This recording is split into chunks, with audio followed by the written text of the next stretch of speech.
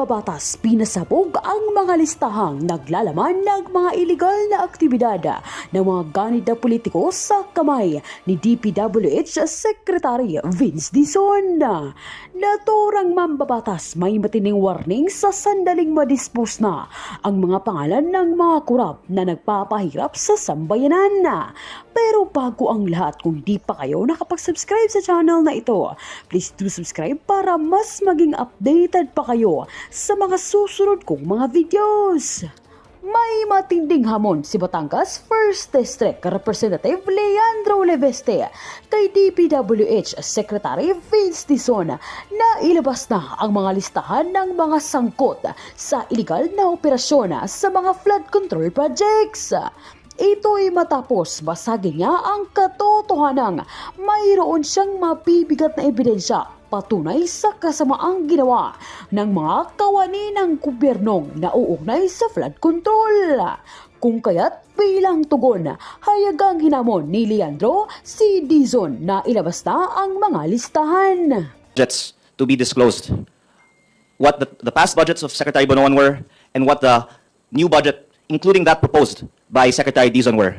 And these are actually derivable from the publicly available data. But for some reason, even after these were publicly committed that they would be shared, they have not yet been shared. And would be very important, actually, for members of Congress to see if the budget was equitably distributed and if there is a large allocation in some places, and if we can also see the data on if there was our non-allocable and who is the proponent of those non-allocable projects, then the public could help in scrutinizing if there is some potential interest by some parties for certain projects. And I actually have here the data that was requested by some members of Congress. And again, they have this data. They have given me this data before. Others can also derive this data, and others can also derive it without needing any special processing. So it's curious why they're not sharing at least the data on the budget per legislative district. I believe the Senate budget hearing of DPWH is next Monday, and I don't want to be the one that shares this data. I'm asking that before further deliberations on the DPWH budget, Secretary Dizon will do what he said he would do and share this publicly available derivable data on the budget per legislative district.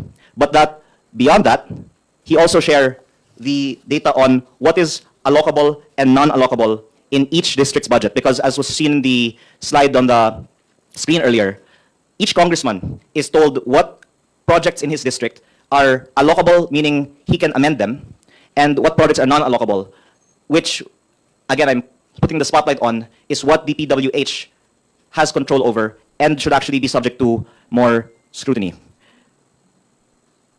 And again, the question is, why is there lack of transparency on sharing of this data? Perhaps because when this data is shared, along with who are the proponents for certain projects, then the public will have more leads on potential issues on those given projects. And again, it's an open secret that there is lobbying, or one can say more generously, that there are proposals for the benefit of districts by politicians. None of us, of course, will deny this because that's what each elected representative tries to do for their constituents, to try and bring in projects for their district.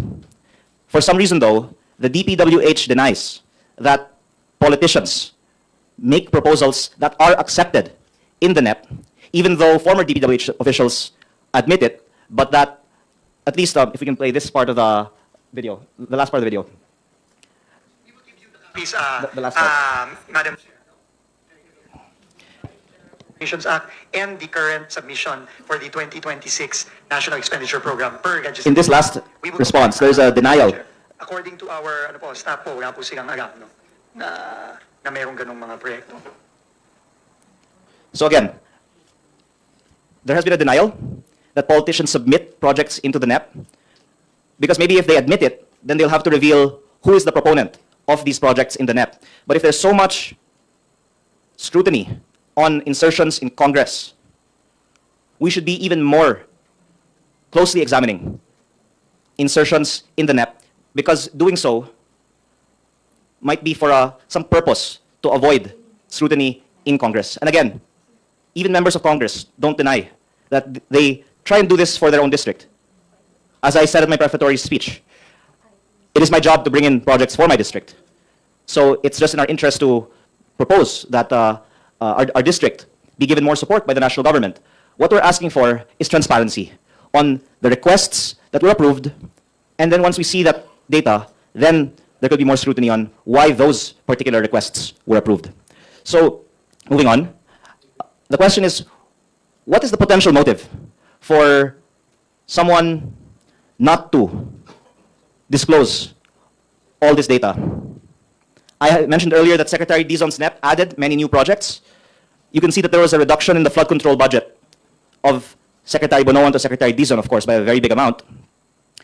But there was additions in asset preservation and also in multipurpose buildings in a total amount of around 75 billion pesos that was also raised by other members of Congress. Perhaps those were erratas of certain members of Congress, but it would also be helpful if Secretary Dizon could give a breakdown between the July NEP of Secretary Bonoan and the September NEP of Secretary Dizon. What are the changes? And if he could kindly explain the changes between the two NEPs. So, to go to the main point.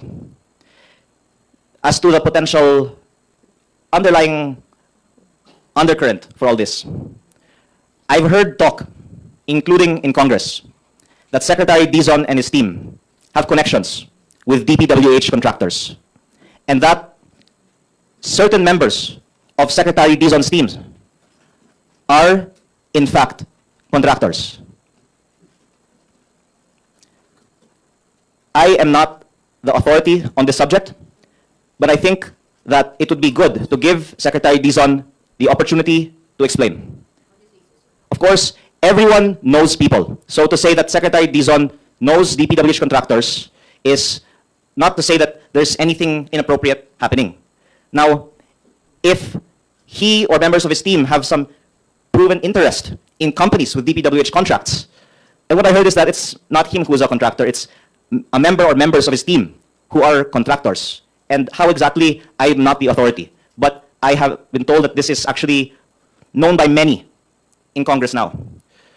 Then the question is, if it's true that new appointees in DPWH have interests in companies that do business with DPWH, are we sure that there will be no conflict of interest in the awarding of contracts under the new leadership at DPWH? And why then has this not been previously disclosed? Secretary Dizon is very accessible to the media, and I hope then that we can ask him to disclose all of his and his team's connections to DPWH contractors, and if he thinks there are still kickbacks in DPWH, and if he has ever discussed or been offered kickbacks, and if he could share this so that we can all work together to stop the practice of giving kickbacks. Again, you can't avoid knowing people, but if these people have contracts with DPWH, and in fact will win contracts in the months and years to come in DPWH, and that there is a reported history of kickbacks being given in DPWH, then I think it deserves more public scrutiny, especially because there are plans to decrease the projects being bid in the district engineering offices and move procurement to regional or even central office. Could it be that these reforms in DPWH will not actually reduce corruption, but will transfer the benefits of it to another level or another group of parties or contractors? And again, I don't want to say this too authoritatively, but someone actually just told me before I arrived here now that not only did one person tell me that they heard that members of the team are actually contractors, that other members of the team have already been meeting with contractors outside of DPWH at may hinihingi na daw. So maybe Secretary Dizon can also check with all of his appointees who are the contractors, if any, that they have met since their appointment and what they discussed in those meetings. It's actually quite tragic because I know that so many people have so much hope for Secretary Dizon's leadership in the DPWH, as do I. And I hope then that he can be transparent on, even if it's not from him, but any attempted offers, any opportunities that he has had to talk with contractors or for his team to, any offers for kickbacks that have been made.